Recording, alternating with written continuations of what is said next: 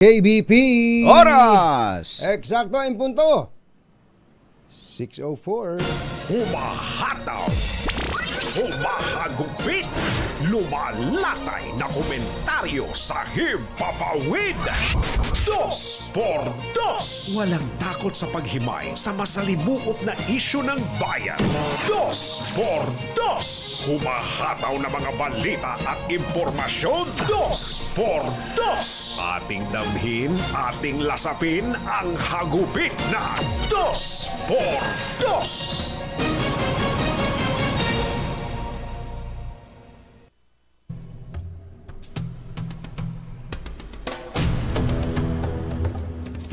Ipinag-utos ng Pangulong Bongbong Marcos sa Department of Health na mahigpit na subaybayan ang mga kaso ng Mpox, partikular ang mga lugar at taong madaling mahawahan ng nasabing virus. Ginawa ng Pangulo ang direktiba makaraang ilagay ng Quezon City Government sa quarantine ang 41 katao na nagkaroon ng close contact sa 33 anyos na lalaking nagpositibo sa Mpox at nataklasan na madalas daw itong bumisita. Nako, paring Ray. Madalas daw po itong bumisita, itong biktima na ito ng Mpox. Saan? Sa mga spa. Nako. Sa mga spa. Nako. At sa dermahan. Iyon. Yung nagpapapesyal. Nagpapapesyal. Di ba nung isang araw, kinukwento ni Jenso Bardiaga, naka-first time daw siya na facial sa buong buhay niya. Ang ginhawa daw pala. Ayon kay Mayor Joy Belmonte ng Quezon City, umamin ang lalaki Na nakipag-anuhan siya sa mga pinupuntahang spa. nako. Pala ibang spa pala ito. Happy ending pala to eh. Ibang ispahan pala ito. Oo. Na kaagad namang ipinasara ng LGU matapos matuklasan na wala itong sanitary permit. Ayun. Hindi, unang-una di parang kahit na walang sanitary permit yun eh. Kung yung spa nagiging lugar na ng anuhan. Di ba? Hindi, sanitary permit lang ba ang wala sila? Hindi lang. Expired na ang business permit. Ayun. May business permit naman pala dati. Pero expired lang. At walang health permit. Ayun. Ang mga empleyado nito. Ulitin natin, anong klaseng spa? Itong pinuntahan ng lalaking biktima ng Mpox? Ang spa po na to ay may happy ending. Samantala, Yeah. pinawi naman ni Health Secretary Ted Herbosa ang pangamba sa Mpox dahil ang dumapo sa unang carrier na ito sa bansa ay mild variant lamang at ang strain nito ay hindi nakamamatay. Isyu ng bayan, katotohanan. Dos por Dos. At maitim ang balak, magtago ka na. Dos por Dos. Si Jerry at si Anthony, narito na. Dos por Dos. Hahataw ng todo, urado ka. Dos por Dos. Ang katotohanan, dala nila. Dos por Dos. Walang sinasamba pali, maniwala ka. Dos por Dos. Hataw ng gusto, tol, umasa ka. Dos por Dos. Dos por Dos.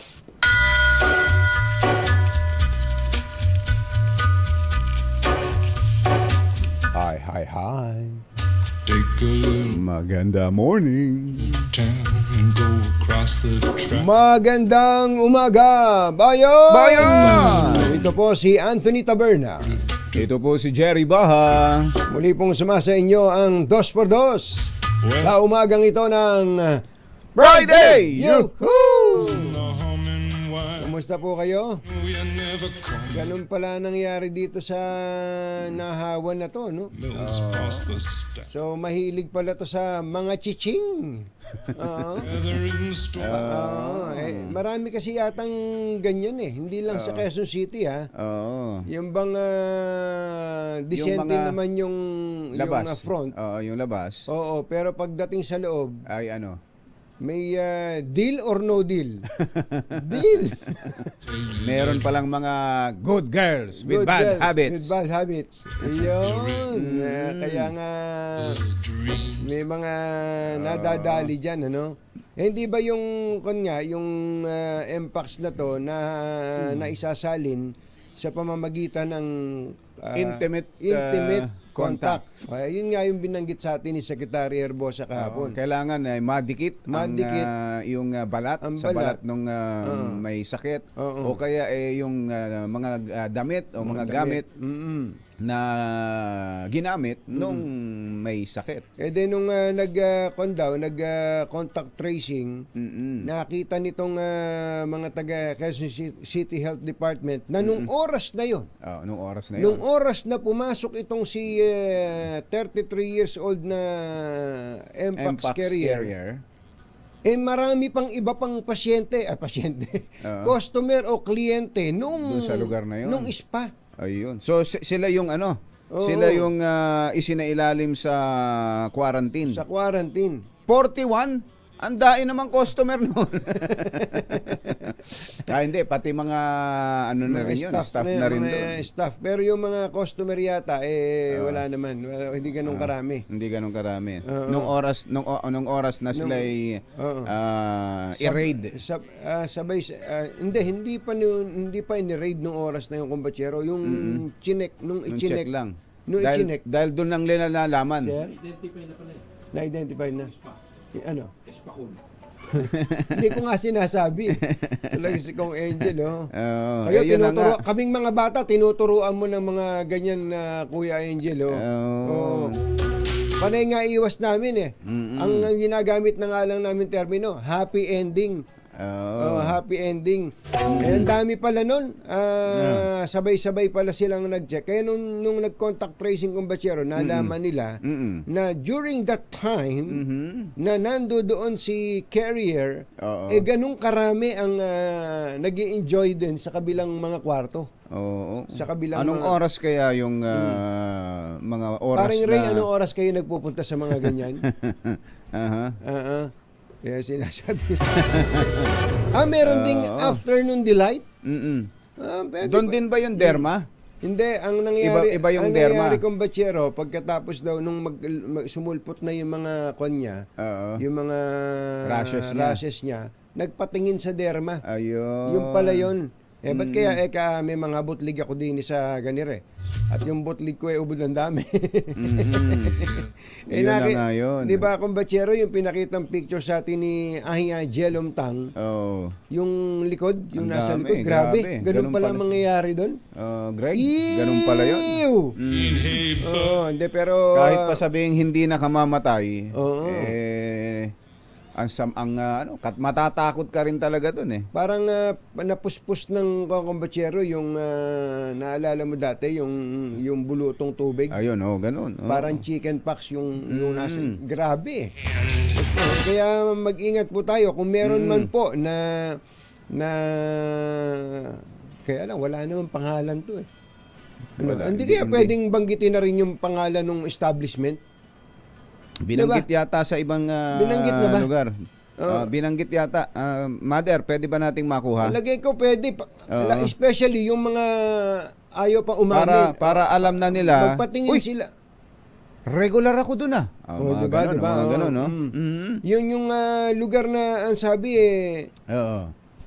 ang mga therapist doon ay hindi 2 words, 1 word lang. Ano hindi 2 words, 1 word? Kasi daw pagka pinaghiwalay mo, the rapist daw yun. Therapist. Therapist. Diyan ba? Oo.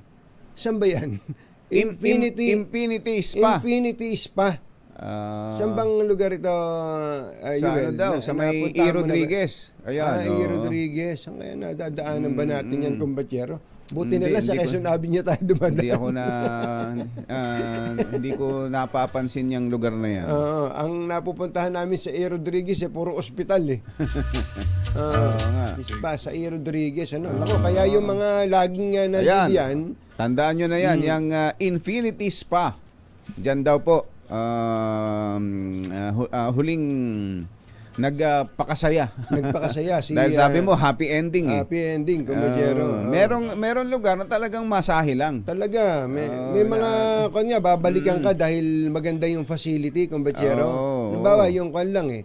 Yung lang sauna. May sauna. Sauna. Oo. Yung maliligo ka muna. Maliligo ka muna tapos Magbababad ka sa merong mga maiinit na Tama. swimming pool na maiinit na gano'n. tama. Tapos Tapos bago ka magsha-shower ka muna shower ulit. ka, tapos Tapos tsaka ka na pupunta doon sa massage sa area. massage area. Oo. Kaganda nun. Yung Oo. sauna na yun, mainam yun eh. Natatanggal yung libag mo eh. Oo, talaga. Di ba yung dati-rati, lalo tayo pagka umaga, ang bibilis lang nating maligo eh dahil nagmamadali tayo. Di natin namamalayan, naiipon na pala taniman ng kamote sa batok natin. At sa mga singit-singit. sa mga singit-singit Oo. Pero pagka Tsaka yung yung mainit, kumpatsero. Oo, yeah. Magbababad ka sa mainit. maganda raw maganda sa katawan, eh. kalusugan yan eh. Oo, di Wag ba, lang kaya yung nga lalampas sa kaya nga dito sa atin, di ba, patok na patok yung hot spring. hot spring. Oo, diyan sa Laguna. Kaya Oo, nga marami nga dinadayo pala yan eh. dyan sa Pansol, yung Oo. hot spring. Hot spring. Gold is a red right hand. Ayun pala basa. Jerry Baja at Anthony Taberna sa Dos por Dos sa DZRH. Ang laki ng problema natin sa ASF, ano? May mga nahuli na naman pala. Matindi niyan, kumpatsero. May nahuli, may nasabat. Mabuti na lang at may mga checkpoint na ikinakalat. Oo. Ibinabiyahe, sa itsura pa lang, May tama may na tama yung na. baboy. Hindi pa idinadaan ho sa laboratory test, Oo. halata nang may tama. Pambira. Kaya naman nga, yung iba nating mga nung kababayan. una, sabi natin okay, mukhang maganda na dun sa mga, anong tawag nila dun, sa mga red zone, Oo. o yung mga tinamaan na, mga lugar na tinamaan ng ASF, oo. pwede pa ring payagan na makabiyahe o mailabas o makapag-operate yung mga piggery na wala naman tama. Oo. Kaya lang kung ganitong may gumagawa ng mga kabuktutan na ganito, mapipilitan ng gobyerno na ipasara na lahat talaga yan. Oo, hindi ba ang ganda nung usapan natin ni Asek Abracadabra, ano yun? Palabrika. Palabrika. O Asek Palabrika. Abracadabra. Oo. Oo. Na inire-ready na nila yung anong tawag doon, memo o order Oo. na payagan ho na patuloy na makapag-operate ang mga piggery Oo. kahit nandun sila sa lugar na ideklara ng infected, pero yung piggery ay wala pa. Yung Walang kaso. piggery mo may mahigpit na biosecurity. Yung piggery mo, nung chinek nila lahat, chinek yung mga borders mo, mga baboy doon, Oo. walang sakit. May Ayan, laboratory test. Oo. Bakit mo kapapatayin yan? Ay, yun na nga. Tuloy dapat ng open. Maganda. Ang ganda ng konsepto na yun. At para din hindi lang para dun sa may-ari ng piggery at mga nagtatrabaho yun, kundi para hindi masyadong maapektuhan ang supply. Isip-isipin mo, kapag ka nawalan tayo ng supply, malapit na bare months. Oo, yan. Ang problema, meron nga hong nagbabiyahe pa rin. Kaya dapat siguro hindi lang yung checkpoint na yan, hindi lang para harangin ang mga ASF, kundi hulihin pati. Oo. Yung mga biyahero na nagdadala ng may sakit at tuntunin kung saan-saan nila kinuha yan. May mga biyahero kumbatsero na hindi lang isa ang kinukunan eh. Oo. Halimbawa, hahango sa Malu Cabral Piggery. Oo. Mother's Piggery. Mother's Piggery. Tapos nung 10 lang yung nakuha ron. Lilipat yan dun sa Ewell's Farm. Ewell's Farm. Ewell's Farm. Kukuha rin yan doon. So hindi mo alam ngayon diyan kung may tama yung isa, kung yung isa ay wala, at yung isa ay may tama. Oo. Pag bumiyahe na yan, Sama-sama na yan. sama-sama na yan. Sama-sama. Kalat na yan. Kaya dapat numero unong dapat punteriyahin yung nagbibiyahe, kumbachero. Yung biyahero. Meron kayang criminal liability yung Dapat, mga yan? meron. Oo, dapat Kasi sa tindi ng epekto niyan, perwisyo, sabotahe sa ekonomiya yan eh. yan, economic sabotage. Baka nga pwede. Oo. Dapat mas maghigpit ang ating pamahalaan dyan. Yung ASF, ang tagal na yun eh. Kaya Diba? hindi mawala-wala. Hindi mawala-wala Dahil sa sa ganun. ganitong klase ng Ang sistema. mga kumbatsero ng bayan, Katunying at Ka-Jerry. Dos por Ako, mamaya dos. po, abangan nyo. May makakausap tayo sa Presidential Anti-Organized Crime Commission. Ang isa sa mga bagong balita, dyan sa mga pugo-pugo na yan, Puguan. oo, Oh. kasama na palang kakasuhan ng human trafficking si Harry. Si Harry? Si Harry? Si dating Secretary Harry Roque? Oo, tanungin Siya ba natin. tinutukoy mo, kumbachero? Sino pa nga ba? Bakit naman? Napatingin nga ako sa sarilo ko, uy, Casio. Yun ang Bakit magsasalita. naman nila pupunteryahin? Yan nga. Tumutupad lang naman ang tungkulin niya bilang abogado yung tao. Kaya nga, yun ang tapos nagpatira lang naman sila ng Oo. di ba? Yun, mamaya Sige nga. papaliwanag sa atin ng PAOK yung balitang Yung balitang yan. At doon sa mga umaasa na maibabalik pa ang isabong, naku, abangan ninyo. Meron na hong decision dyan mismo. Meron kasing nagpupumilit. Meron pa nga meron. mga mambabatas pa eh. Oo. Meron pa nga ano yun, yung party list.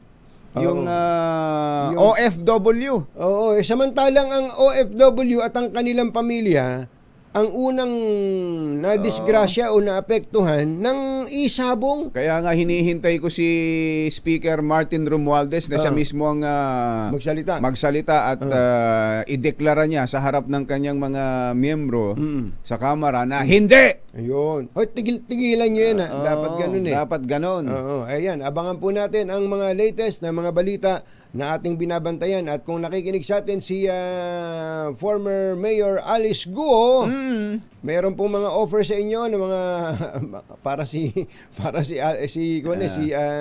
Carlos Yulo eh. May mga nag-o-offer na oy, lifetime free goto para kay Alice Guo. Pag Ganun? magpakita lang siya. Magpakita lang. siya. Meron yung nagpadala sa akin dito eh. May ano yan? May proof of life. Yan ba yung proof of life? Oo.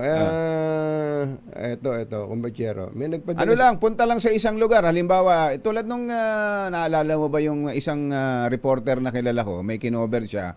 Isang bilanggo na nakakalabas sa Muntinlupa. Yung paalala mo. Tapos nagpa-picture pa. Nagpa-picture pa sa kalye. Anong kalye yan? Sa Binondo. Sa Binondo. Dito ako. Ito, congrats to Alice Guo for winning a lifetime free goto. Uwi ka na. Sabi ganun. Ayan, yan po yung mga enterprising yung at creative yung iba nating mga Burger din daw. Meron din daw nag-alok. meron din dahil sa marketing eh. Magaling mga marketing. Oras po natin, Achi, Mr. Jelom Tang, Lakyam Diap Dihun, 6:22 ng umaga, ACS Balita. Susunod na. Itang makatotohanan, balitang maaasahan. ACS Balita. Walang makakaligtas, walang makakalampas. Saan mang sulok ng kapuluan, Luzon, Visayas hanggang Kamindanawan. Basta't may balita, ipagwagwagan ng sikat na tagapagbalita. ACS Balita. Kasama ang 2x2 tandem Anthony Taberna at Jerry Baha. ACS Balita. Ang programang ito ay hatid sa inyo ng ACS Manufacturing Corporation, ISO Certified, maker of world-class quality Pride detergent.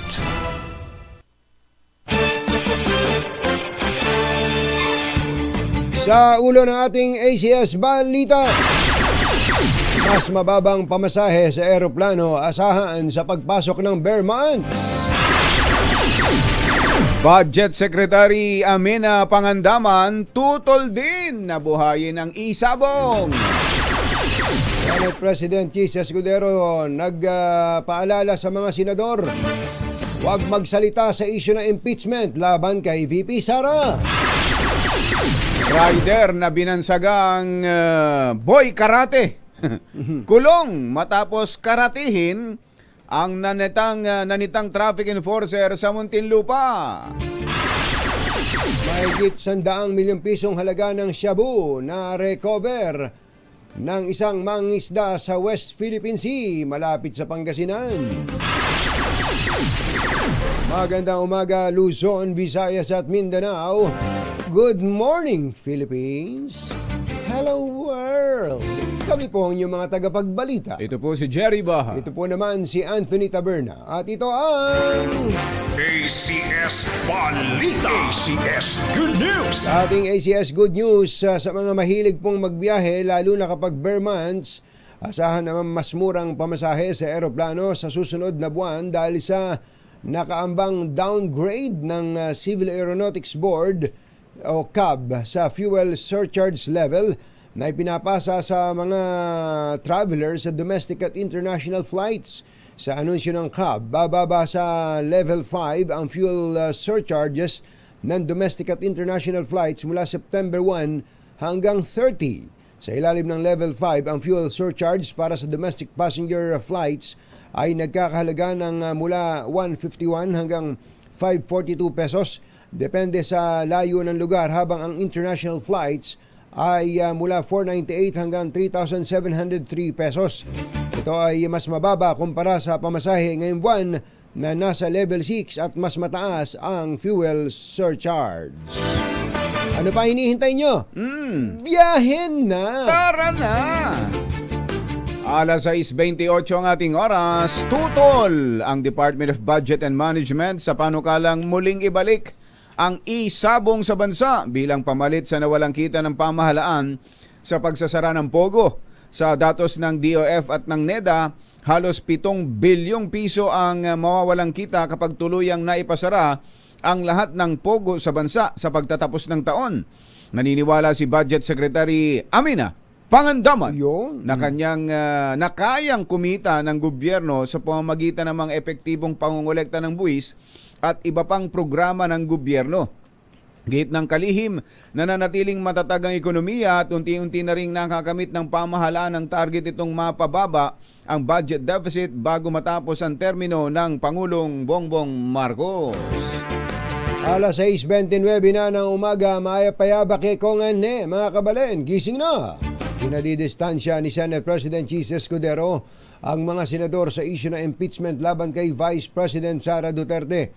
Ito ay matapos kumpirmahin ni VP Sara na may nilulutong impeachment ng Kamara laban sa kanya. Ayon kay Senate President Escudero, mas mabuting iwasan muna ng mga senador na magkomento sa ganitong usapin hanggat hindi naman ito kumpirmado. Sinabi ni Escudero na makararating din naman sa kanila kalaunan ang anumang uri ng impeachment dahil sila ay magsisilbing senator judges dito. Yun, oo nga naman. Alas 6:30 ang ating oras. Maupay nga aga, mga kasangkayan, mga kabugtuan. Bata na kamo, gising na. Pasado na sa ikatlo at huling pagbasa ng Kamara ang panukalang magbabawal sa substitution sa umatras na kandidato na nag-file ng kanyang Certificate of Candidacy. Aamyandahan ng House Bill 10524 ang Omnibus Election Code of the Philippines. Nakakuha ito ng 195 na boto. Idaragdag sa at walang tumutol. Idaragdag sa House Bill sa panukalang batas ang permanent incapacity bilang bagong ground para sa substitution. Ayun, kapag talagang namatay o nabaldado na yung nag-file ng Certificate of Candidacy, yun lang ang dahilan. Pero yung pinaglalaroan tayo. Ayun, tama lang to. Tama lang. Hindi ba kahit na wala pang batas meron ng ginawang aksyon dyan ang COMELEC? sabi ng COMELEC, hindi na raw ubre. Hindi na obra. Oo, sa kanilang sa kanilang level pa lang ay ginawa na nila ng kanyan. Totoo ba 'yon, Chairman? Ng desisyon yan. Ay baka kasi May questioning pa sa may husgado, question pa. Sa Mainam bagay. yung meron na talagang batas. Yaon. Para tayo hindi na napaglalalang. Ang daming gumawa niyan. Yan, totoo. Di ba nitong mga nakaraan lang, presidential elections? Presidential,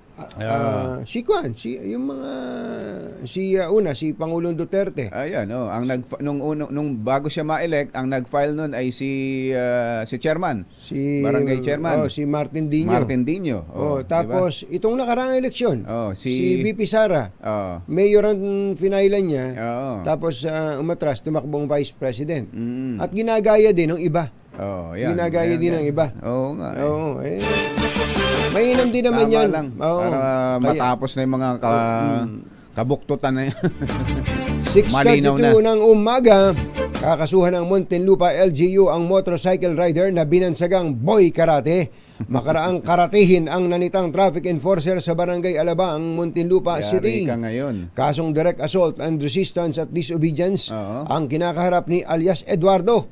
49 anyos, bukod pa sa sermon na inabot nito kay Muntinlupa Mayor Rufy Biazon. Kala ko kinarate rin. Uy, ayun Ay, pala. matindi. Umikot pa pala, umikot pa oh. pala. Aba, may Back kick. anong tawag? Back kick Back yun eh. kick. O yun, oh. Bumelo Oo. eh. Yeah! Dapat may sound yan eh. Oo. Ano, parang si Bruce Lee. Ayan pala. Oh, yun. May sound yan. Papa! Oo. Ay parang hindi karate. Hindi. Hindi naman ganyan ang karate. Hindi ganyan. Parang taekwondo, kumbachero. Tama. Hindi, palitan natin. Ganun nung mga pinapractice mo dati, nakikita ko eh. Mongoose. Mongoose. Mongoose tayo, mongoose. Ay, walang masyado sipa yun. Pag Puro mongoose. hila. Puro hila Puro yan. hila lang yung mongoose eh. Nangihila lang yun eh. O kaya trakma. Trakma. Yun ang kalaban ng mongoose. Nag-viral po ang video ni Boy Taekwondo. Binago na natin. At makikita dito na nagpakawala Alam ko si ito ng Karate Kid, eh. karate kick. Sa biktimang si alias Joel, Assistant Supervisor ng Muntinlupa Traffic Management Bureau sa morning shift. Nako, patay ka dyan. Assistant supervisor pala yan. Dali ka ngayon. Tinamaan sa tiyan si assistant. Pero hindi naman ininda. Hindi naman daw masakit. At sa lakas ng pagkarati dito ay lumipad ang suot nitong sombrero. Yun pala. Ano ba tawag sa kick? sa tiyan ang tama pero lumipad yung sombrero. Kala ko yung umabot sa ulo na nadaplisan yung sombrero. Okay. Ito nga sa video pag ikot, ano ba tawag doon? Roundhouse yata. Roundhouse. Pag ikot na ganon, sa tiyan tumama. Tumama eh. Medyo tight na rin ang muscle nitong si Karate Kid. Hindi na niya maitaas yung sipa niya. Baka sa edad na rin. Sa edad na rin. 49 eh. Tama. Naganap ang insidente noong August 10 ng tanghali habang inaalalayan ng traffic enforcer ang mga tumatawid na estudyante at pinahinto ang mga sasakyan, ngunit lumusot pa rin ang suspect. Kaya ito sinita. Tama yung ginawa ng enforcer. Ano sasakyan niya? At inisyuhan ng Uniform Ordinance Violation Receipt na ikinagalit ni Boy Karate. Ni Karate Kid. Karate Kid. Nakamote. Ayan. Opo, sir. Ano ka ba? Black belter ka ba? Hindi po, sir. Mo pasipa-sipa ka pa eh. Ikaw ba may mga anak ka? Meron, sir. Maganda bang example yung pinapakita mo sa kanila? Umayos ka. Ako, kailangan kong pakita na may kahihinatnan yung mga ganitong tao.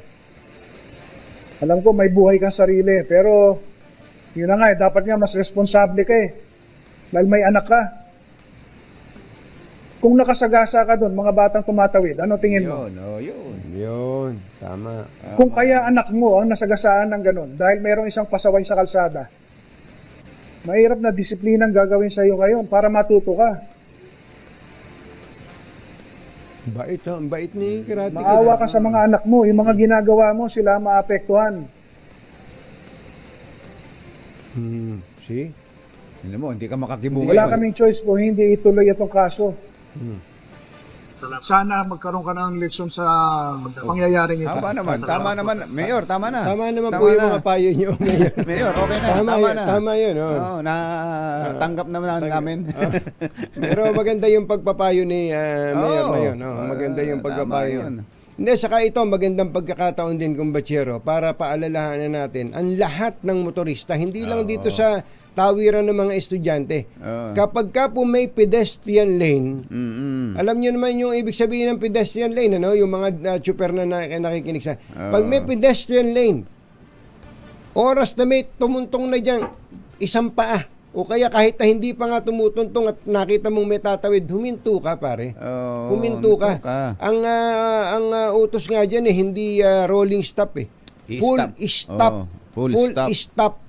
Ganon talaga. Ang problema Basta't may ngayon, pedestrian. kumpatsero, halimbawa, ilang lanes yan, 2 lanes, huminto ka. Huminto ka yung mabait na motorista.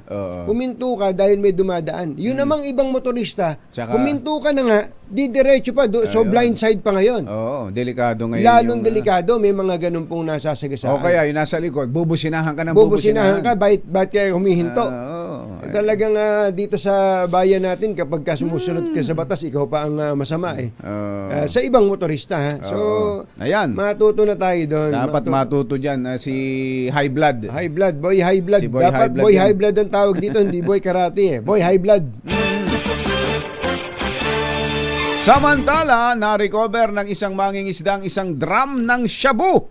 Mario Joseph, Matindi, nagkakahalaga ng 112 million pesos. Yan po sa karagatan dyan sa West Philippine Sea. May kabuong bigat na 16.5 kilos ang nakuhang kontrabando na natagpo ang palutang-lutang 40 nautical miles sa kanluran ng Barangay Patar, Bulinaw, Pangasinan. Agad itong isinuko ng mangingisda sa pulisya na siya namang nag-turnover sa forensic unit kung saan nakumpirmang shabu nga ang laman ng drum. Nakikipag-ugnayan na ang pulisya sa Philippine Drug Enforcement Agency at iba pang ahensya para matukoy ang pinagmulan ng illegal na droga. Dapat may reward dito May yung reward mga din. mangingisda na Tama, nakakuha nito. Yan ang kanilang hulihin. Oo. Ang kanilang lambatin. Mga droga. Susunod! Tito Boy! Uy, nabalitaan niyo ba yung nireport ni Boy Gonzales kahapon? Yung Vice Mayor at mga konsihal na kakampi ni Mayor Hani Lacuna, kinasuhan ng mga kakampi ni Yorme. Aba, Umpisa na ang bakbaka na. bakbakan dyan sa Manila. May follow-up po tayo dyan. Yan at iba pa sa pagbabalik ng ACS Balita. 6:39. Walang balitang makakaligtas, walang balitang makakalampas, saan mang sulok ng kapuluan. ACS Balita! ACS Balita! Ang programang ito ay hatid sa inyo ng ACS Manufacturing Corporation, ISO Certified, maker ng world-class quality Pride Detergent. Hi! Magandang morning! Ano bang araw today, kumbachero? Today is Laundry Day, Pride Day. Yuhu! At pag Laundry Day, Pride Day, all you need is Pride Washing Machine Detergent. May triple stain away formula, kaya tanggal ang makapit, madikit, malupit na dumit man siya, kaya easy ang labada. Kaya pala mula noon hanggang ngayon, all you need is Pride. All you need is pride. ACS. Kasama ang 2x2 Tandem Anthony Taberna at Jerry Baha. ACS Balita. Uy, magandang umaga kay attorney Ate Beth. Pambihirang patis, isang karangalang nakikinig sa atin si attorney Ate Beth. Attorney Ate Beth. At saka si attorney Aji. Nasa linya natin, kumbachero, ang majority leader ng Manila City Council, si Councilor Ernesto Jong Isip. Councilor, magandang morning. Magandang morning. Si Katunying po at saka si Ka Jerry. Magandang morning po, Katunying at Ka Jerry at sa lahat po ng inyong mga tagapakinig. Good morning po. Morning Opo, po. natanggap nyo na po ba yung kopya ng demanda sa inyo ng mga konsihal na kaalyado ni dating Manila Mayor Isko Moreno? Hindi pa po, Katunyi, pina-check po namin sa opisina namin kahapon. Hindi pa po kami nakakatanggap po ng kopya po ng complaint. Hindi pa. Mm. Pero Hindi pa po. pero basically alam nyo na siguro yung nature ng petition nila laban sa inyo. May injunction yata na petition for prohibition and injunction. Sa husgado na po pala ito isinampa. Councilor, meron daw kayong illegal at secret session Aha. na ginawa nung wala namang pasok noong July 23. Actually, napanood ko po yung video nung press con po ng mga dati po naming mga kasamahan at kaalyado. Mm. Sinabi po nila doon nung last July 23, 2024, nagkaroon daw po kami ng illegal at secret session sa City Council. At gusto po nila na ipawalang visa yung session na po yun at lahat po ng session pagkaraan po ng araw na yon at lahat po ng pinasa po namin mga ordinansa at resolution simula po nung araw na yon. So halos isang buwang nakalipas at nakailang session na rin po kami at nakapagpasa na po kami ng mga ilang ordinansa at resolution para po sa mga Manileño. Gusto po nila po yun na pawalang visa. Pawalang visa. Oh. Ganun? Ano ho ba nangyari nung July 23 na yon? Yung meron nga ba kayong session, secret man o hindi na nangyari? Kasi po bago po sa July 23, nagkaroon po kami ng continuing recess. Ibig sabihin po noon, may recess, hindi po muna kami mag-session dahil ayusin po yung session hall, dahil sira po yung mga bubong, inaayos po yung mga aircon. Nung July 22, nung dumating po sa Philippine Area of Responsibility yung bagyong Karina at lumakas po yung ulan at nagkaroon po ng matinding baha po sa Maynila, particularly po sa District 1, Isla Puting Bato, District 5, Baseco, at sa aming district, sa District 3, sa Parola, nagkaroon po ng matinding baha at ang dami pong mga nasalanta na nilagay po sa evacuation center. Kaya naisip po namin para po makatulong po dun sa mga nasalanta, kailangan po namin uli bumalik sa session sa July 23, susunod na araw po, para magpasa po ng mga resolution na para iproklama na isang kalamidad po yung area ng mga nasabing barangay. Yung palang session na yon ay ginawa nyo for the purpose of declaring Calamity. State of calamity, ganun ba? Sa particular na area na nabaha? Opo. Kasi po, hindi po magagamit po nung barangay yung pondo po nila para po, calamity fund, para po makatulong po dun sa mga nasalanta. Kaya po, naisip po namin na mag-session. Yung sinasabi po nila na na hindi po sila sabihan, walang notice, hindi po yun tama kasi iisipin po ng continuing recess, anytime po, pwede po kami bumalik sa session pag meron pong mga emergency o mga sakuna. Katulad po nangyari nung July 22, nanonood naman po sila sa balita. Nakasara po sila sa Maynila. Nakita po nila na lumulubog na po yung Maynila dahil po sa lakas ng bagyong Karina. Alam naman po nila na anytime. Opo, anytime po, konsihal. Pero siyempre, kailangan may notice pa rin. Masabihan sila. Bawat isa. Napasabihan ho ba silang lahat? Alam niyo po, yung pagbigay po ng notice, hindi po trabaho ng mga kapwa-konselya. Trabaho po yan ng Secretariat ng City Council. Kaya nga pinapacheck po namin kung naabisuhan po sila. Pero ang punto po namin, hindi po ito secret session. Dahil naka-live po kami sa Facebook, sa website po ng City Council, citycouncil.com.ph, naka-live din po Naka-live sa yun. Facebook. Naka-live po yan. Naka-live din po kami sa Facebook. Sa website po ng City Council. Nakabukas po yung session hall. Meron pong mga nanonood po sa amin doon sa gallery na galing po sa labas. At in fact, yung isa po sa kanilang mga kasamahan ay umabot po at kasama po namin sa session at nag-privilege speech pa po nung araw na yun. Kasama po ba siya sa mga petitioner? kasama po siya dun sa mga petition. Sino po yun? So, Sino po yun? si Attorney JB Hison ng District 5. Ganun po. Nag-participate pa pala siya sa session. Opo, nag-participate po siya. Mm. Pinayagan po ng ating kagalang-galang na Vice Alcalde, Vice Mayor Yusper Pujeto, at nirecognize po siya para magsalita, magbigay po ng kanyang saloobin, at mag-participate, bumoto po dun sa mga pinapasa po namin kalamidad. Nandun po siya. Noong July 23. 23. Pero importante po, magandang punto yung nabanggit ni Kumbachero dito na may official, alam mo, meron ba kayong Viber group man lang dyan, kung hindi man, kung biglaan talaga, kung wala mang written notice o papel na ipapadala sa bawat opisina, dapat po, masabihan. dapat po talaga nasabihan sila o kaya mga text messages, wala bang ganon? Opo, kaya nga po pinapa-verify po natin. Kasi po nagkataon po nung mga 1 week or 2 weeks prior po dun sa July 23, nagkaroon na po ng hiwalayan dun sa partido po namin, dun sa samahan po namin sa council. Alam niyo naman po siguro yung nangyari. Si Yorme Isko Moreno ay nagdesisyon na tumakbo po bilang alkalde at humiwalay na po sa grupo po namin. Lalapanan niya po yung nakaupo pong alkalde. Yung Si Mayor Hani Lacuna.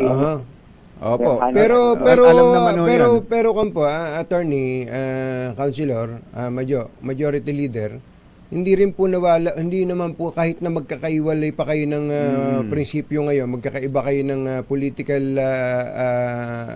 inclination, hindi po dapat nawawala yung pagiging maginoo. Halimbawa, yun yung Hindi lang yun. obligasyon na masabihan sila. I-inform sila. At hindi kahit pa may malinaw ng hiwalayan sa politika, panahon ng kalamidad, konsehal eh.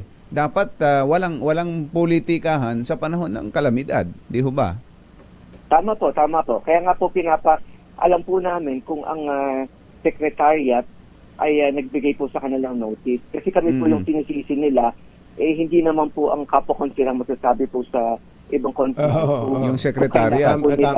Pumasok po sa session. Kayo po ba, paano na-inform yung ibang mga kasama ng majority na mayroon pong session? Meron po kasi kaming majority whip na nagsasabi po sa amin na kailangan niya po pumunta ng session dahil baka po magpapasa po tayo ng resolution para po i-declare na calamity area yung mga ibang barangay. Nalaman po namin yan on the same day. Hindi naman po... same day na nga. Same day po yan kasi ang session po namin 6 p.m. Yung isang ang humabol, kanino sabi niyo humabol, nakahabol. At saka nakapag-speech pa. Baka naman nung nagla-live na, tsaka niya nalamang meron palang ganyan. Hindi ko alam. Tsaka nagkumaripas na pumunta. Hindi ko kaya gano'n na nangyayari doon. Opo, posible po dahil lahat naman po kami, lagi po kaming nabibigyan po ng notice pag naka-live po ang City Council. Dahil Naka-live na. Lahat po kami miyembro ng website. So, no-notify po kami ng Facebook pag nagla-live po yung City Council. So, nalalaman po namin kung meron pong session. Ang isa po sa mga na-pinpoint na naipasa niyo yata during that session, yung pagta-transfer daw po ng magkano to? Tama ba to? 83 million na fund sa tanggapan ng Office of the Mayor? Yes po yung programa na sinimulan po ni Yorme Isko Moreno. Tuloy-tuloy po yan. Isa po yan doon sa mga pinasa po namin para po sa pagbibigay po ng livelihood para dun sa mga nangangailangan po ng trabaho under Manila Employment Service Office. So hindi po yan bago. Sinimulan po yan sa panahon po ni Yorme Isko Moreno. Nagkataon lang po na pinata po siya ng araw ngayon. Po yan other matters. Parang other matters bukod dun sa declaration ng state of calamity sa mga barangay na affected ni Karina, kasama po ito sa other matters, ano? Yes, kasama po yan. Hindi naman po yan tinatago dahil programa po yan ng City of Manila. Tanong pa po yan ni Yorme, tinutuloy lang po namin dahil nandiyan po yung pera, kailangan na po i-implement po yung programa. So tuloy na po ba? Bakbakan na talaga. Tuloy na ang bangga ang Mayor Hani Lacuna at Yorme Isko? Well, hindi pa po filing. Ang filing po namin October 1 to 8. Pero nakikita po namin sa social media na umiikot na po si Yorme, tapos nagkakaroon po siya ng mga caucus, mga patawag po sa mga taong bayan. At mukha po. Mukha nang wala nang atrasa. Last question ko po, Majority Leader, ano? Bakit naman hindi kayo kay Yorme sumapi at kayo ay nanindigan kay Mayor Hani Lacuna? Kasi po ang pananaw po namin, maganda po ang performance po ni Mayor Hani Lacuna. At wala pong dahilan para po kami po lumipat dahil kami po naniniwala na siya po ay maganda po ang kanyang ginagawa po sa syudad ng Maynila. Wala naman po siyang maling ginawa at paniwala po namin na kami po ay nasa tama. Lahat po ng proyekto na iniwan po ni Yorme Isko Moreno ay pinagpatuloy po namin at pinaganda po namin, dinagdagan po namin at kung meron pong mga pagkukulang panahon po ng dating administrasyon ay amin pong ginawa. Kaya hindi po kami naniniwala na dapat po iwanan. Okay. Attorney, Councilor, Madjo, ang dami kasi nakasulat din. Madjo, maraming salamat po. Madjo, Jong Isip. Magandang umaga po sa inyo. Morning po. Ayan, yan po naramdaman nyo na ha. Ramdam nyo na ha.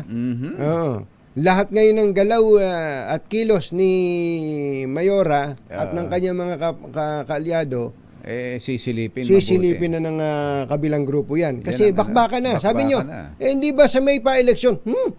Matagal nang nag-umpisa eleksyon. ACS Balita. Nagatid sa kabuuan ng ating ACS Balita, ito po si Anthony Taberna. Ito po si Jerry Baha. ACS Balita. 6:57 ng umaga, magbabalik po kami. Partner, take it away. Makatotohanan, balitang maaasahan. ACS Balita. Ang programang ito ay hatid sa inyo ng ACS Manufacturing Corporation, ISO Certified, maker ng world-class quality Pride detergent. Pinatibay na ng panahon. 2 por 2.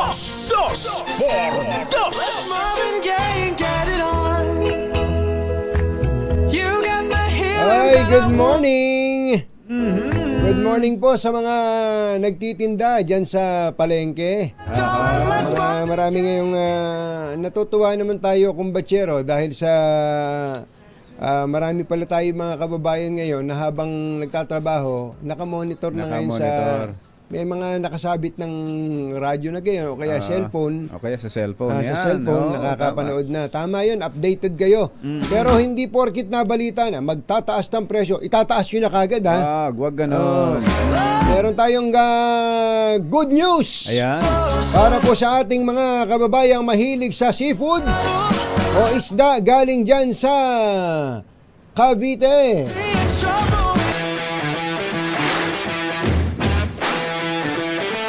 Meron daw po Pwede na ba? Pwede na? Merong update yan. Pwede na nga bang kainin yan? Yung mga isdang galing dyan sa Cavite. Naapektuhan ng oil spill kasi yung malaking parte ng karagatan ng Cavite. Galing sa kanyang oil spill na yan, ha? Bataan. Sa Bataan. Kaya talagang yung tulay na magagawin galing sa Cavite papuntang Bataan, mabilis lang mayayari yan eh. Sipin mo yung langis nakarating sa Cavite. Mabilis na magiging biyahe dyan. RH15, Giselle Regaford. Come in, Giselle! Sa Jerry Katunying, idineklara ni Cavite Governor John V. Quirino na ligtas ng kainin yung mga huling isda sa lalawigan matapos ipagbawal dahil sa oil spill. Ayon sa gobernador, sinabi ni Agriculture Secretary Francisco Chulaurel Jr. na pwede na ito sa human consumption matapos ang halos isang buwan Pero nilinaw ni Remulla na hindi rito kasama yung halaan, tahong at iba pang lamang dagat dahil pinag-aaralan pa yung kaligtasan nito hanggang ngayon. Pumalo naman daw sa mahigit 1 bilyong piso yung pinsala ng oil spill sa Cavite kung saan 8 lugar yung isa na ilalim sa state of calamity noong nakalipas na buwan. Umutila si Remulla sa may-ari ng MT Terra Nova na magkaroon naman ng kaunting malasakit para sa mga residente na naghihirap daw dahil sa kanilang kapabayaan. Matatandaang nagpatupad ng fishing ban ng pamahalaang panlalawigan sa mga apektadong lugar. Ito si Giselle Ricafort para sa Deezer. Giselle. Giselle. So, shellfish, hindi pa pwede. Yes, iyon ang sinasabi ni Gobernador. Talaba, Sarap pa naman ng talaba dyan. Kaya nga, halaang Isda taong. pa lang daw yung safe sa human consumption. Sarap pa naman yung tulya dyan. Yung sabaw ng tulya, yung maraming luya. Yun, nako.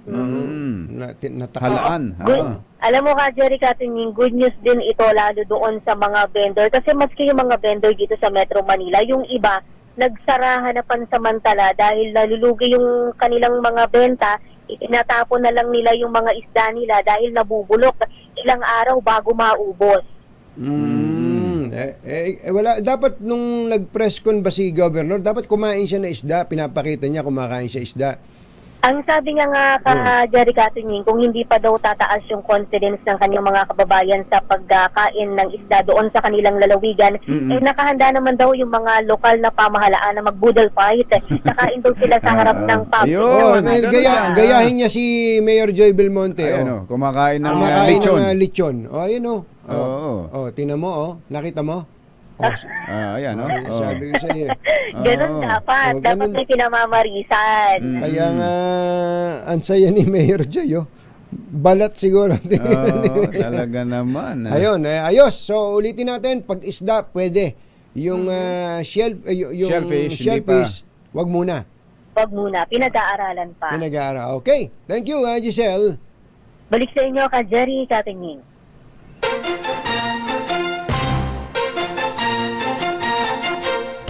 Katunying at ka-Jerry. Anthony Taberna, Jerry Baha, ang samahang pinatibay na ng panahon. 2 por 2. Kumusta na kaya yung libro ni BP Sara, Kumbachero? Oo, naging napakalaking kontrobersya ngayon yung librong yan. Yung libro ng... Ang nipis lang pala. 16 pages lang ata. 16 pages lang pala. Oo. Ang dami siguro niyan. Maraming kopya. Tungkol Kasi sa 16 pages lang. 16 pages lang na ang halaga daw 50 pesos lang. 50 pesos lang naman pala yan. Kaya nga yung 10 million pesos, marami yan. Marami yun. Parang divided by 1 from 3. So mga how many copies mga, yan? 20,000 copies yan. Tama ba? See? Sabi ko sa iyo, dapat mat talagang tinuturo niya. Matinik. Pero itong aklat, walang kinalaman sa mat. Kundi sa isang kaibigan. 200,000 copies. Marami. Tungkol sa isang kwago at isang loro. Tama nga, yung binabanggit natin. Yun kasi naman ang nakapicture sa unahan. Isang kwago. Ano title ulit? Isang kaibigan. Isang kaibigan. Kaibigan. Kanina, narinig ko si Kong Angel, may susunod daw dito. Meron na daw. susunod daw na aklat. Ang magiging title ay Isang Taksil. Isang taksil na kaibigan. Baka maalala niya yung marami kasing pwedeng ikwento si VP yan Nabanggit na nga niya yung isa nung nakaraan Sa hearing. Sa hearing. Yung sinabi niya, humingi ng tulong, boto. Tapos siya ang unang-unang bumanat kay Pangulong Duterte. Yun siguro yun. Yun diba? Na siguro yun. Nung kailangan ka, kaibigan ka. Pero pag nung hindi ka na kailangan, parang ganun no? Pwede. VP, maganda yan. Pero ang lalong maganda, pagka pinagawa niyo yung libro, paggastusan nyo na sa iba. Sarili na. Lalo na, ang kino-question dyan, parang pinakikilala ng husto si VP Sara na isang kaibigan.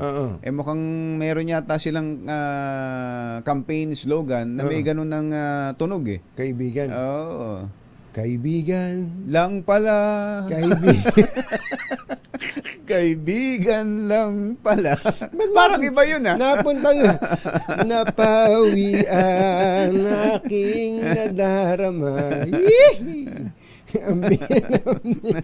Ay nako, bati na kayo. Friends naman kayo pala eh. Yun ang mga- Masamang tao lang ang takot sa dalawang to. Kaya kung maitim ang balak, magtago ka na! Anthony Taberna, Jerry Baja, 2x2. Pero bago lang tayo magpangunahing balita, kumbachero, napaka-importante po naman talaga na ang mga kabataan natin ay mahumaling sa pagbabasa. Oo. Opo, mabalik yung sa bagay, ikaw ba kumbachero mahilig kang magbasa? Eh, Nung hindi nga, pa uso yung mga cellphone. Hindi nga masyado rin eh. Ako kumbachero, mahilig akong magbasa eh. Yung culture of reading dapat ay palaganapin po natin mga kababayan. Yung kahit ano lang basahin mo. Dyaryo, comics, Yan, oo. kung ano mang mga makita mo dyan, Babasahin. basahin mo. Napakalaking bagay po na tayo ay Nagbabasa. mawili sa pagbabasa. O, gamitin nyo yung gadget. Total, puro gadget na tayo ngayon. Gadget, pero magbabasa ka pa rin. Di ba? Pwede naman eh. Kaya nga, di ba, nitong sa panahong ito, sa mga estudyante, dati, nagkakandakuba ang mga estudyante sa pagbitbit ng libro. Ngayon, hindi na. Hindi na. Dahil nasa gadget na, nasa tablet na, nasa gadget yung na. mga libro nila. Ang laking bagay nun na kumbachero. Pero ako, kumbachero, sa bahay, sa amin, sa bahay, baka lang gusto nyong gayahin, dahil may mga libro naman dyan, inubliga ko ang mga anak ko na magbasa ng kalahating oras. Bawat araw. Sabi ko, magre-report kayo sa akin kung ano binasa nyo, ha? Kalahating oras i-allocate nila sa pagbabasa ng kahit na anong libro doon na meron sa bahay. Dahil yung hard copy, kumbachero, hindi Yung aklat mismo. yung aklat mismo. Dahil meron namang aklat eh. Meron namang libro eh. Para wag mawala yung Culture of reading. Culture of reading. Napaka-importante po nung na tayo ay nagbabasa. Sa Amerika nga, kumbachero, hindi lang sa Amerika, sa ibang lugar, nung hindi pa uso itong mga cellphone na yan. Sa bus stop, makita mo, nagbabasa. Habang nagkakape, nagbabasa. Hindi, sa atin naman eh. Ganon din naman, kumbachero, di ba? Kahit anong araw. Kaya nga may mga encyclopedia sa mga eskaparating ganyan, no? Sa mga pag pumunta ka sa isang bahay, may yung isang eskaparate na punong-puno ng encyclopedia. Itanong mo kung may nagbubuklat nun. Wala. Display lang yun. Display lang yun eh. Parang magmukhang genius. Mukhang genius yun. Ayun, ang nakatira siguro dito, genius. Ayun. Tinan nyo. Walang nagbubukas ng eskaparate na yun. Nung araw kumbachero, hindi ba, ito baka inabutan nyo pa. May mga comic stand pa nga eh. Di ba tama. yung may nagtitinda ng comics, lalapit ka, minsan hindi ka na magbabayad, sasabihin nung sige, magbasa ka, wag mo lang iuwi. Di ba? Yung iba naman uuwi, rerentahan nila yung comics. Correct. Alam na alam ni Mel Magno yan. Hindi ba? Si Kuya Mel Magno, talagang mahilig magbasa yan eh. Napaka-importante po nito mga kababayan. At sana yung mga LGU, sa mga barangay, meron naman kayong mga youth committee o ano man, ay palaganapin ang culture of reading.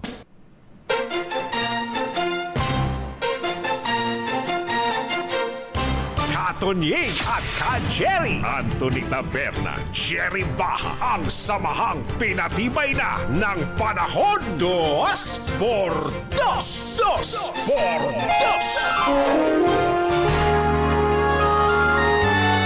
Kauna-unahan sa Pilipinas.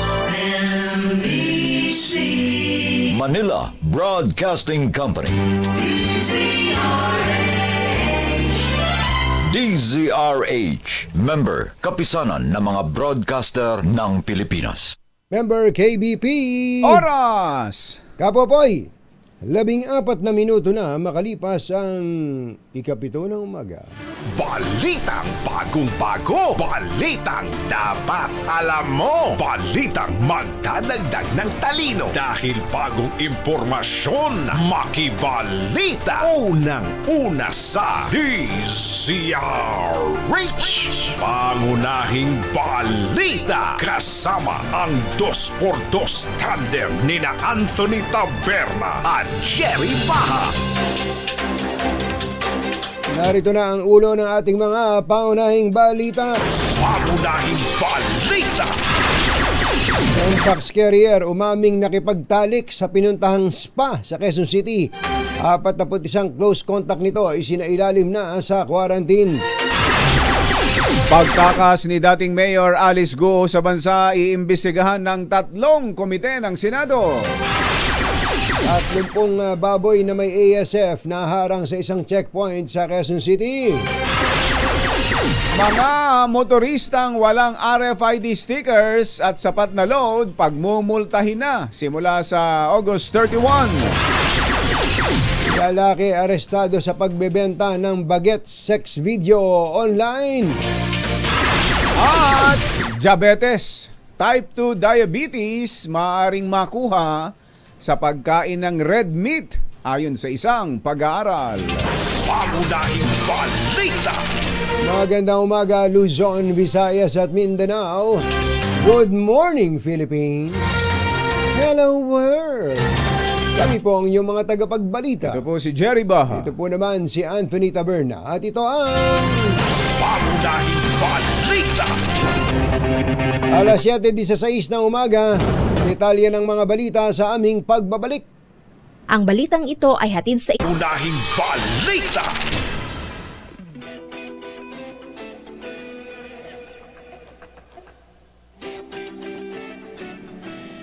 Naniniwala po ang Presidential Anti-Organized Crime Commission na posibleng lumabas ng Pilipinas si dismissed Bamban Tarlac Mayor Alice Guo sa pamamagitan ng pribado o backdoor na ruta. Iniimbestigahan na po ng PAOK ang posibleng exit points na kinabibilangan ng northernmost at westernmost part ng Luzon at backdoor exit sa Mindanao. Kausapin natin, kumbachero, ang tagapagsalita ng Presidential Anti-Organized Crime Commission, si Ginoong Winston John Casio. Sir Winston, magandang morning. Si Katunying po ito, saka si Ka Jerry. Magandang umaga po, Katunying at Ka Jerry at sa inyong mga taga-pasubaybay. Sa ngayon po ba, meron na tayong update dito sa inyong impormasyon na to? Na pinpoint na ba talaga kung saan siya dumaan palabas? Sa totoo lamang po, napakahirap ma-pinpoint at saka ma-trim down kung saan nga ba talaga lumabas itong si Alice Guo o si Guo Waping. Sapagkat lahat ng mga tinitinan namin ng mga possible exit points at saka entry points na merong immigration authorities, negative ho talaga. So, hindi siya dumaan sa ating proper immigration procedures. Kaya lang, even before yung actual date na umalis di umano siya, mga July 14 pa lang, meron na kami na-receive ng mga informasyon kung nasaan siya. Nandito, di umano, nandun siya sa isang private resort dito sa may westernmost tip ng ating bansa. Kaya lang nung pagpunta namin noong ilang araw after July 14, wala na. Ang natagpuan na lang namin doon ay ilang mga Chinese at mga Filipino nationals, pero wala ho siya doon. Saan po yan? Sa Pangasinan po ba yan, Dr. Casio? Hindi, dito sa may area ng Zambales, dyan namin nakita yung kanyang yung kanyang presence, no. So puntahan po ng mga otoridad natin, pero wala. Pagdating namin doon, wala na po siya. Oo. That was July 14? Yung last sighting namin was July 14. July 14. July 14. So, posibleng siya nga talaga yon kasi may actual na picture reports ng mga tao na nakakita sa kanya. Pinagbigay alam sa komisyon, tapos ikinasa namin agad yung paghahanap sa kanya. But then again, pagdating nga ho doon, wala na talaga. Saan po sa Zambales, Director? Come again? Saan po sa Zambales? Let me just check kung anong bayan yun. I could not recall offhand Kung anong bayan. lugar iyon, pero isang private resort, isang isla actually. Isla. Isla pa pala. Yeah, isang private resort na nasa isang isla. So lahat ng mga sighting sa kanya nung mga nakaraang mga buwan ay nasa mga private resorts, no? So kaya very feasible ho talaga yung argumento na talagang lumabas siya sa Pilipinas via the backdoor exit, no? O di kaya not the backdoor exit, via what do you call it? Mga lugar na walang immigration authorities tayo. Pero mga anong tinitingnan yung petsa nung posibleng paglabas niya through backdoor?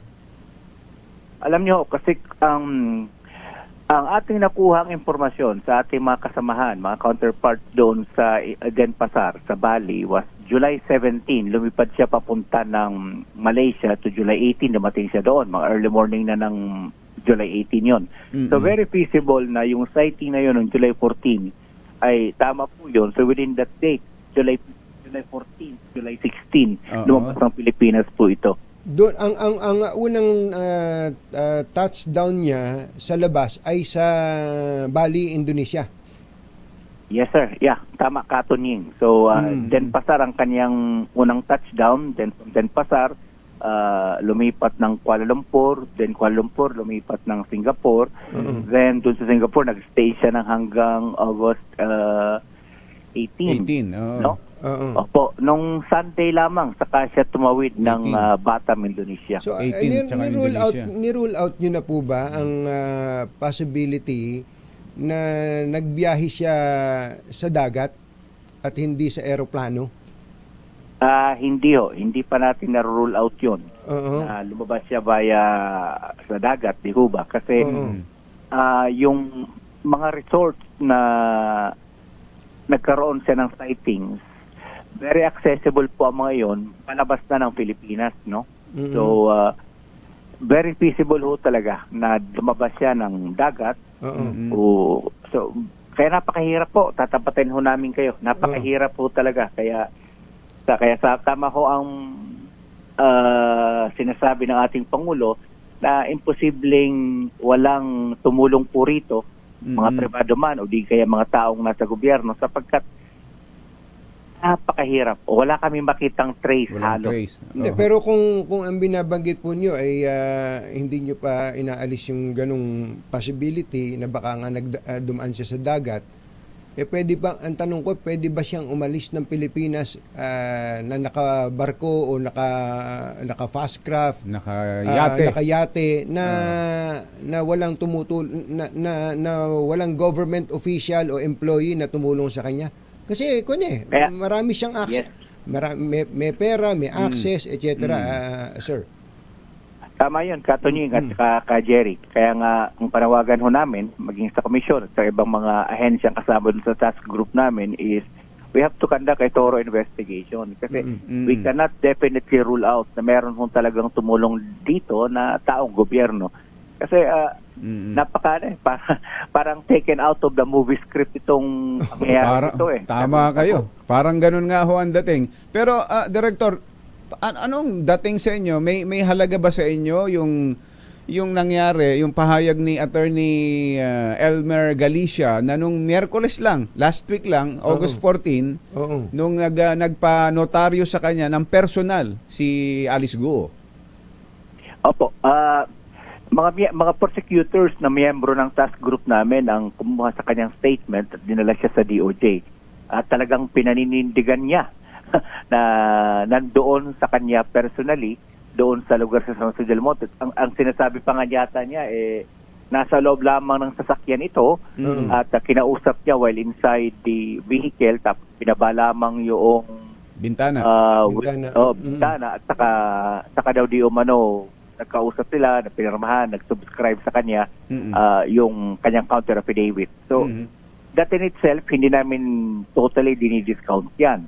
Kaya lang, the document of the immigration records from 3 different ASEAN countries also cannot be discounted. 3 bansa po yun eh. Kasi Indonesia, Malaysia at saka Singapore, no? So malakas ang aming paniniwala na wala na talaga siya sa Pilipinas. Pero pwede, ito kung lang to pwede rin total script yung pinag-uusap, parang script sa pelikula. May posibilidad ba na sa period na yon na, di ba, July 14, 15, 16, sabi na July 15 siya umalis, nakabalik siya dito. Bumalik siya dito at umalis uli. May ganun bang possibility, Dr. Casio? Yeah.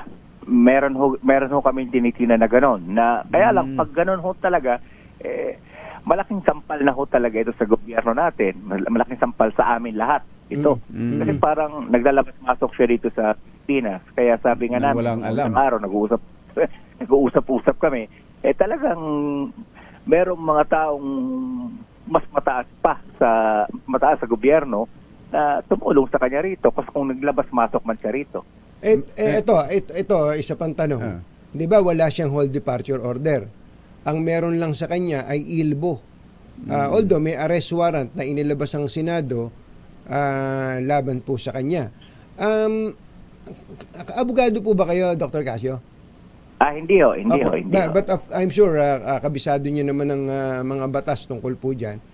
Pwede po ba siya talagang pigilan na umalis ng Pilipinas kung ILBO lang po ang kung siya ay subject lamang ng ILBO at wala namang HCDO laban sa kanya? Hindi ho. Pero ang tinatawag kasi nating na ILBO, that is a internal reportorial mechanism within DOJ. Ang triggering mechanism po niyan is kapag presenta niya ang kanyang sarili using her passport. Whichever passport po yun, Alice Del Guo or Guwaping, presenta niya sa kahit sang immigration exit point. Automatic po yun, i-report ng immigration officer yun sa commissioner ng immigration, Commissioner Tancinco. Yes. Then, he will report back to SOJ, Secretary Remulla, pakyat na po hanggang sa iba't ibang ahensya, miyembro ng task group namin. But there was no triggering mechanism. Ibig sabihin, hindi ho siya nagpresenta ng kanyang sarili sa immigration. So, kung sakali pala na mag-attempt siya, talagang makakarating din sa inyo. Pero hindi pa rin siya pwedeng pigilang umalis. Hindi ho. Hindi siya pwedeng pigilan umalis. Kaya lang, tandaan ho natin, during the period di umano na umalis siya dito ng Pilipinas, although she was suspended, siya pa rin ay alkalde noong bayan ng Bamban. Hindi pa siya nadidismiss ng mga panahon na yon. So kung hindi siya nadidismiss, dapat meron siyang tinatawag na travel authority doon sa kanyang immediate supervisor. Ano would that be? Yung gobernadora ng Tarlac. Bilang isang But during that time, preventively suspended na siya. Opo. But not yet dismissed. Yung preventive suspension does not take her out of that elective position. Hindi pa ho executory yon during that time. Yun ho bang arrest warrant ng Senate hindi sapat para pigilan siyang makaalis? Hindi ho. Kasi ganito po yan. Ang arrest warrant po ng Senado is only implementable by the Office of the Sergeant at Arms, which is the law enforcement arm ng Senado. At saka yung arrest warrant na yan is only for a failure to appear in a legislative failure to appear to a legislative hearing. So, hindi ho yun isang kriminal na aspeto na paglabag sa isang kriminal na aspeto. So, hindi ho siya mapipigilan noon. Opo. Ito ho, total parang pelikula itong sinusubaybayan natin. Hindi kaya may kadouble itong si Alice Guo na nagpunta kay Attorney Elmer Galicia. Tapos yung pala nasa abroad na yung isa. Kasi nga bago nyo lang po sagutin yan, para lang may perspective, meron nga kaming reporter dito kamukha ni Alice Guo Dr. Casio, dito sa DCRH. Fingerprint na po natin yung reporter ninyo. Hindi, ayun, balik, ayun po, ano po sagot nyo sa tanong ni Jerry? Anong possibility nun? Well, at this point, we cannot discount the possibility of anything happening, or anything that have happened. Talaga hong aminado naman ho kami lahat na we are all at a loss. In fact, ang nag-precipitate ng lahat naman ng ito ay yung privilege speech ni Senator Hontiveros na nagbula naman doon sa report ng NBI, na nagmula naman doon sa kanilang source sa loob ng Malaysian Immigration Authorities. No, nung tinawagan ay nung nangyari po yon, napanood namin sa television, tinawagan ko agad yung ating counterpart sa Malaysia, kinonfirm niya agad na according to the authorities, dumaan nga po talaga doon sa kanila. So, it's apparent na parang usapan na sa loob ng ASEAN Immigration Authorities na dumaan-daan na nga sa kanilang mga territory ito si Alice Guo during the stated period. Kumbaga tayo na lang yung huling nakaalam na lumabas na pala siya talaga ng bansa. And in fairness to her, ang ginagamit niya Philippine passport. Halimbawa, dumating siya sa Bali, Indonesia. Pwede na, kung meron talaga siyang Chinese passport, pwede naman niya, yun ang gamitin niya, Dr. Casio, di ba? Tama po. Pero let me categorically state that she has no Chinese passport. According to our Chinese counterpart, she has lost that passport or lost the right to use that passport when she opted to take a Filipino nationality. So, ang huling pagkakataon na nagkaroon siya ng pasaporte ng China would be the time that she entered the Philippines ng kasama ang kanyang mga magulang using the Special Investment Retirement Visa, yung SIRV na tinatawag. So may katagalan na po yun. So ang passport niya ay Philippine passport, ang pangalan ni Alice Guo, yung Go Huaping. Wala ho bang passport yon? Wala ho kami nakikitang passport niya na Go Huaping. But then, nevertheless, actually matagal na ho may alert talaga ito si Alice Guo. In fairness to the Immigration Bureau, nung umutok pa lang yung usapin na involved nga yung si Alice Del Guo doon sa Zone 1 o sa Bambantarlac na Pogo, agad na naglabas yung Immigration Department, si Commissioner Tansinco, ng tinatawag nilang alert, no? Immigration alert. So whenever she presents, malalaman nila agad. Matagal na po yun. Kaya lang hindi talaga dumaan dito sa immigration areas ito si Alice Guo. Pero hindi rin natin dinidiscount na dumaan siya pero naging invisible kasi may ilang pagkakataon na sa bansa natin, di ho, basta kasaysayan na may mga... Hindi siya bagong bagay no? Pero hindi rin namin dinidiscount yun. Pero Dr. Casio, kung wala siyang Chinese passport, gaya ng sinabi nyo, the last time that she used a Chinese passport, nung maliit pa siya. So kung sakali na hindi pala siya Filipino, saan natin i-deport si Alice Guo?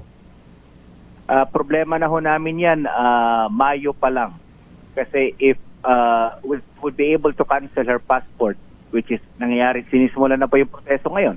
Naglabas na ng memorandum si Executive Secretary Bersamin, chairman din namin ng PAOK, directing the DOJ and DFA to look into the possible cancellation of her passport. When that happens, she becomes stateless. Yes, no? So she will become a citizen of no country. Precisely po. Precisely, Katony. Maging stateless po yan at titinan natin kung saan siya malilipad. No? So we will touch base again with our Chinese counterparts and ask them how to proceed. Oo. From there, medyo grabe pala yun. At may nakita ko kasi ako isang document, kaya pala ting pupunta siya ng China, nag-a-apply pa siya ng Chinese visa. Precisely, Katonying. Opo.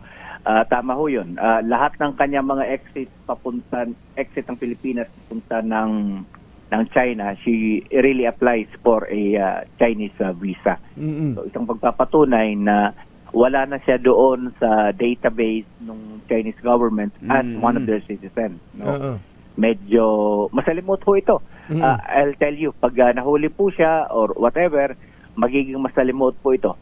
Opo, okay. Last point na lang, may kinalaman po kay Attorney Harry Roque. Narinig po namin ng isang impormasyon that you are filing a case of human trafficking against Attorney Harry Roque within the month or next week. Totoo po ba 'yon? Tama ho yun. Kaya rin meron din pong immigration lookout bulletin orders si Ginoong Harry Roque, sapagkat isa din po siya sa mga persons of interest na pinag-iisipan at posibleng kasuhan namin base sa mga ebidensyang hawak namin. So, ang original naming intent was one after the other, kasuhan namin yung mga persons of interest namin doon sa Lucky South 99 o yung Porac Pogo Hub. Kaya lang, mas minabuti ng aming task group, lalo na ng ating mga miyembro ng mga prosecutors, na minsana na lang i-file yung mga kaso laban doon sa mga persons of interest. So, last time, Thursday last week, nag-usap-usap po kami noong head ng prosecutorial team. Ang feedback niya sa aming grupo was 2 to 3 weeks just to follow, just to make sure na medyo maayos na yung pagkakalatag noong complaint affidavit namin laban sa grupo na ito. Nila Catherine Cassandra Leong, sila Ginoong Harry Roque, at saka yung iba pang mga persons of interest doon sa Lucky South 99. Natatagalan din ho doktor ang pag-file ng kaso. Ito kay Alice Guo, may actual case na ho ng human trafficking na na-file Sa pero DOJ. sa DOJ pero wala pa siyang hindi pa umabot sa husgado para makapagpalabas ng arrest warrant o ng- HDO. kaya ho nakalabas Wala pa po tayong, yes sir, tama ka Jerry at Katunyo, wala pa ho tayong resolution sa loob ng DOJ panel of prosecutors base doon sa aming isinampang demanda. Kaya wala pa ho tayong arrest warrant. Ngayon, yung iba naman, yung dun sa Lucky South, ganun din ho. We have to be very honest, no? Kasi we want all the charges to be filed na talagang rooted sa matibay na ebidensya, kasi sayang din ho naman kung ma-RFI lang o di kaya ma-dismiss due to lack of documents or whatever technicality. Ayaw namin mangyari yun doon sa asunto natin. So yung po palang ipa-file yung kaso kasama kay si Attorney Harry Roque, tama ba? Human trafficking? Qualified po. Qualified. Trafficking in person. So non-bailable ba 'yon? Technically, yes. Yes, opo. Nako. Kahit dahil sa pag-participation niya as a lawyer, ganun po ba? No. Lawyering is not a crime in itself. Kaya nga po. Kaya lamang po, kapag meron kang partisipasyon ng mga pagkukuble at yung tinatawag nating acts promoting acts promoting trafficking in persons, you become party to the crime, so to speak, no? So maraming mga gawain, aktibidades sa aming pananaw ay sinusuportahan ng mga ebidensya na magtuturo na hindi lamang pag-aabogado para sa whirlwind. Kasi ang kontensyon ni Ginoong Roque ay abogado lamang siya doon sa real estate company, which is whirlwind. But then again, nakita namin yung interlocking ownership, interlocking relationship between Whirlwind, which is a real estate company, and Lucky South 99 Outsourcing and Lucky South 99 Incorporated, which were two raided pogos due to a number of illegal activities. Qualified din ho kasi yung mga biktima ay lalagpas po sa 5. Napakarami hong biktima rito sa Lucky South 99 na ito. Nakita naman ninyo yung gaano kalamak yung bugan, kidnapan, at mga posibleng patayan na naganap diyan sa Lucky South 99 sa Porac, Pampanga. So again, kailan po ang filing at mga ilang tao po ang tinitingnan dito, including Attorney Harry Roque? Yung dito ho sa Lucky South 99, 12 ho ang ating persons of interest dito sa Lucky South 99 sa Porac. Ang tanong ay kung kailan ang filing.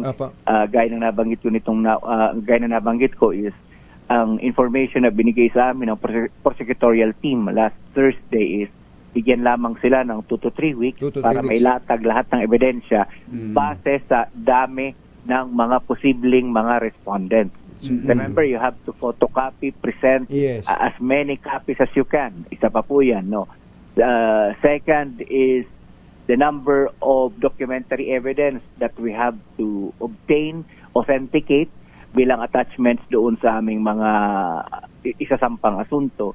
third is we have to verify, counter-check, triangulate all the testimonies being provided by different individuals who are coming out as witnesses to corroborate the documentary evidences that we have. So medyo masalimot ho ito. But Oo nga ho, again, masalimot kasi nakita naman natin kung gaano rin ka-intricate yung mga operations ng mga pogo. Talagang napakalalim na mga money laundering operations po ang mga yon. Masalimuot pero naidetalyo niyo ng maayos sa amin, Doktor. Iba talaga pag doktor eh. Hindi naman ho. Kaya lang, ilang buwan na ho naming inaaral ito. At yung dokumento, halos napapanaginipan na namin halos. Talaga. Actually nga, hindi kayo abogado but you sound and talk like a lawyer. Dr. Winston Casio, maraming salamat po, Salamat po. Sa pagsama niyo sa amin. Magandang umaga po. Magandang umaga po, Katonying at ka Jerry. Maraming salamat po. Anthony Taberna at Jerry Baha, DZRH, pangunahing balita. 7:44. This time, reach, pangunahing balita. Alas 7:50 na ng umaga, nagtungo sa isang illegal na spa sa Quezon City ang lalaki na nagpositibo sa Mpox na siyang unang kaso ng sakit sa bansa ngayong taon. Ito po ang kinumpirma sa DZRH ng hepe ng Quezon City Epidemiology and Disease Surveillance Unit na si Dr. Rolly Cruz. Kwento ni Dr. Cruz, August 15 nang timbrihan sila ng DOH Epidemiology Bureau hinggil sa suspected case ng Mpox. Kasunod niya nito ay napaulat naman sa kanila ang isang lalaki na nagpatingin sa isang derma clinic sa QC dahil sa umano'y anal warts. Ito yung sinasabi ni Kuya Romel de la Cruz. Oo, ng amazing warts. Ng amazing touch. Touch pala. Oo. Dito na nadiskubre sa kanyang history na pumunta pala ang naturang lalaki sa isang spa sa QC at nakipagtalik pa sa wet area ng spa. Dagdag ni Dr. Cruz, bukod dito ay umamin din daw ang lalaki sa doktor na nagkaroon pa ito ng iba pang sexual activities sa iba pang spa clinic sa labas ng lungsod. Naku po! Nalaman nga natin na meron siya mga activities, no? In several areas, including yung mga spa na to. In Quezon City saka outside Quezon City, no? So yung mga ganun. Wait, sir. Wait, sir. Meron din sa outside Quezon City? Opo, within NCR. Yun nga kasi siya, yung frequently nagpupunta sa mga spa para pamasahe. According to the history taking ng doktor ay meron din siya na-encounter doon na mga sexual activity. Ito pala, ayan, pinapakita natin sa video yung lugar. Ayun na pala. Parang isa siyang malaking building na maraming establishments. Naku po. Isang parte lang yung spa. Infinity Spa na ayun, tinakpan na ng lona. Tinakpan na. Yung pangalan. Patay.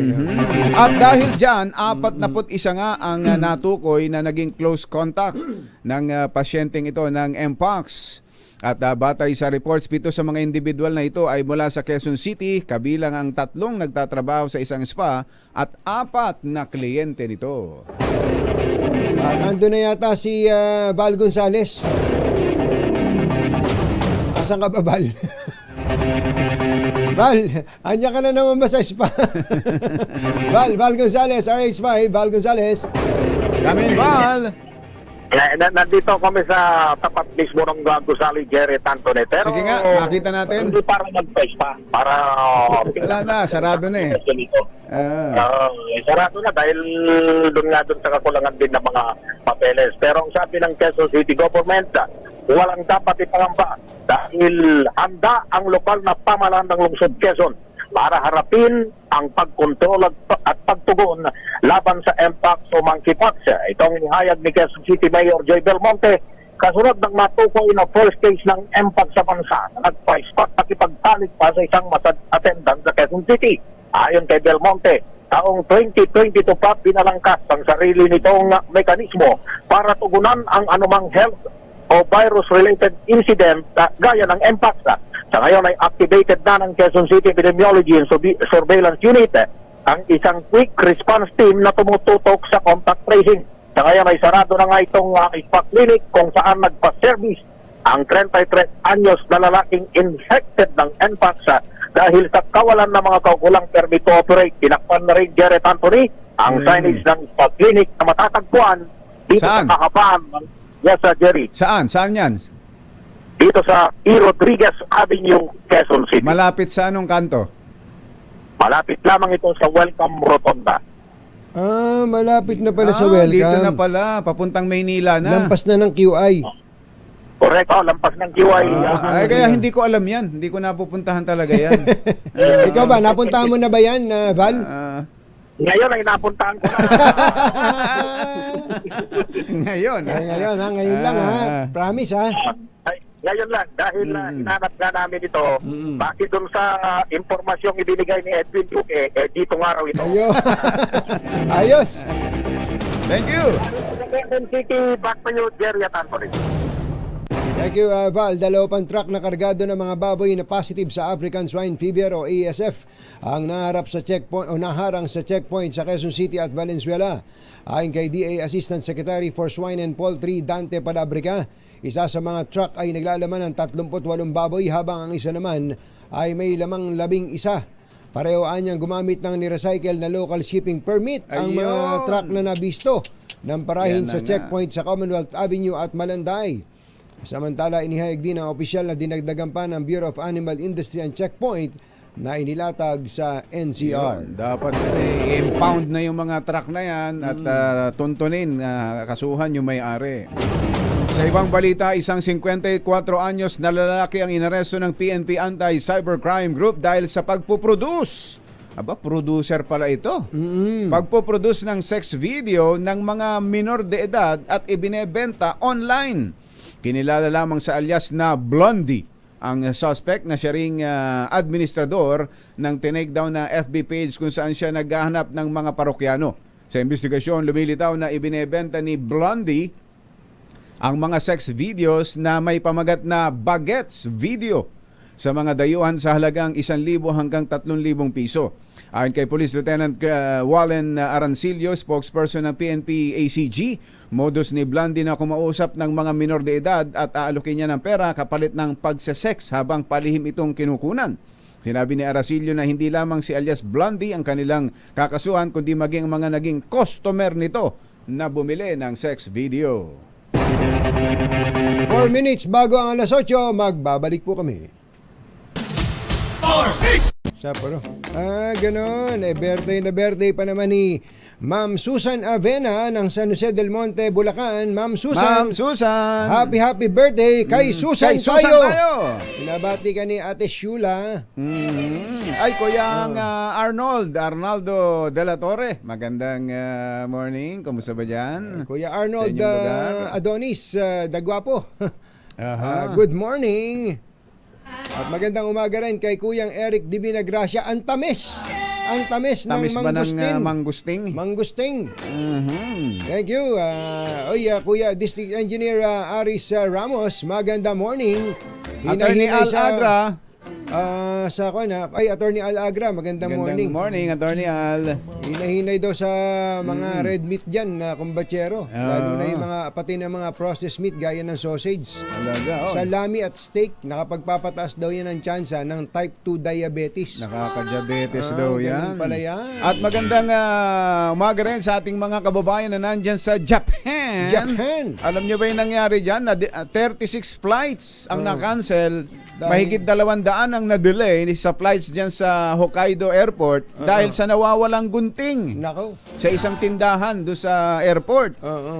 Pagkatapos ng napakatagal na pag-check, ilang oras na pag-check, ayun, nakita rin. Andun din pala sa tindahan. Naku po.